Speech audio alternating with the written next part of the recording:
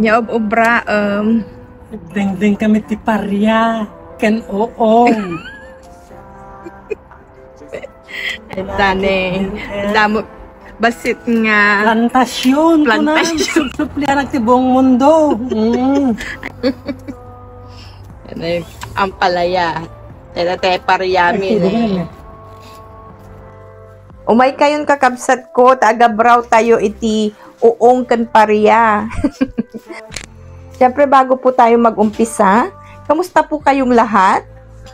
Ngayon po ay magluluto tayo ng Ilocanong dinengdeng. Ito po ay yung uong, ay sandali, ano bang Tagalog ng uong? Kabute at ampalaya, ayan. Okay, ready na po ba kayo? Parang feel ko yata kantahan ko kayo ngayon.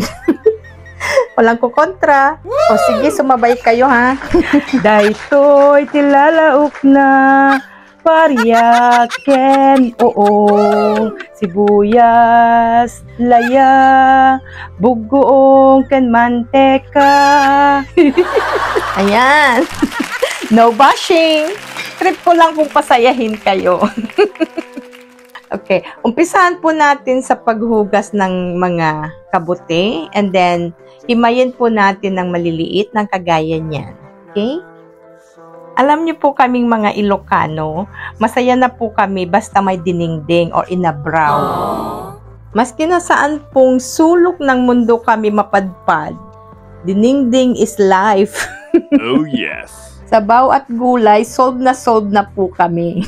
Wow! So, this is my own way po. Ginigisa ko po muna yung sibuyas at luya.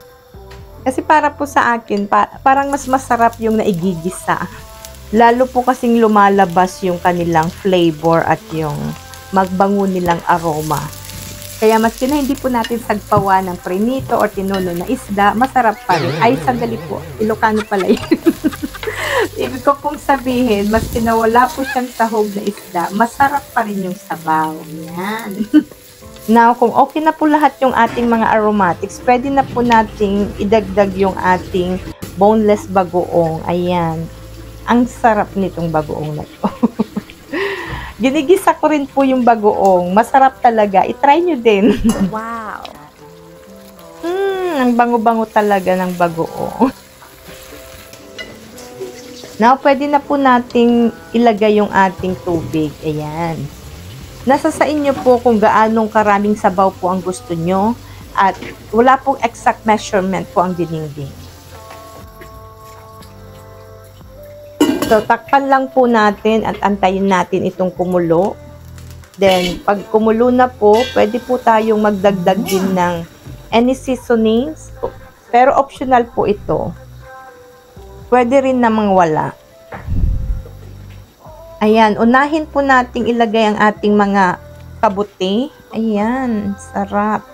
Na-miss ko talaga to. Naalala ko nung mga bata pa kami. Huwag nyo na pong kwentahin kung ilan na pong edad. Pag umuulan, lalo na pag kumikidlat-kidlat, marami pong mga wild kabute. Kinukuha lang po namin ito sa mga dayami. So, lutuin lang po natin yung ating kabute for at least 5 minutes. O, ayan. Check po natin. Napakasustansya po talaga nito. At syempre, napakasarap din.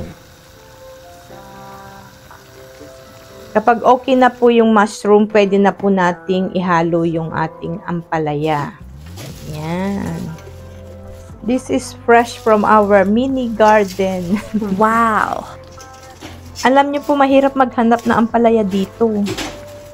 At kung mayroon man, super mahal naman. Ginto. Kaya nagtanim na lang po kami. At least may pang ulam at syempre makakatipid din, di ba? Oh yes! So, pag nailagay na po natin yung ampalaya, takpan po natin. Hindi po ito matagal. At least 1 minute or 2. Luto na yan. Ayan, luto na po ito. Madali lang po maluto ang ampalaya. Ilubog lang po natin. Yan. Ang bango-bango talaga. Smells so good. Sino pong may gusto ng dinengdeng? Ayan, haluin lang po natin ng saglit para maghiwa-hiwalay lang yung mga ampalaya. And then that's it. Pwede na po nating patayin ng apoy.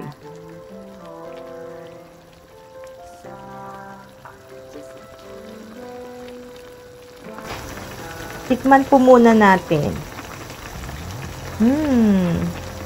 Ayan, luto na ang ating dinengdeng na mushroom with ampalaya leaves. Yan.